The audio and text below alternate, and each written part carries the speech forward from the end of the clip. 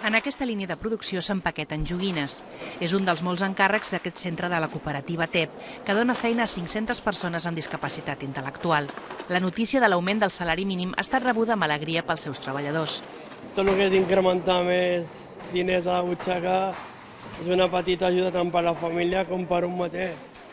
Però també temen que una bona notícia s'acabi convertint en un perill per a la continuïtat dels centres especials de treball sense ànim de lucre, especialment quan aquest increment del 22% del salari mínim arriba després d'anys de retallades en el sector.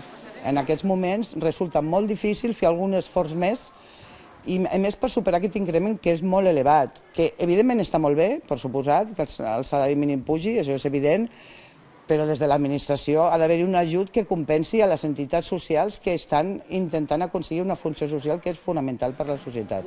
I és que l'Estat paga la meitat del sou de cada treballador d'aquests centres, però l'augment de l'altra meitat l'hauran d'assumir les empreses, que no tenen marge per repercutir-ho en els preus del producte ni poden augmentar la productivitat, tenint en compte les capacitats dels treballadors. Des del govern es critica ja la falta de previsió de l'Estat i reclamen una partida pressupostària per augmentar la subvenció. La necessitat és urgentíssima, no?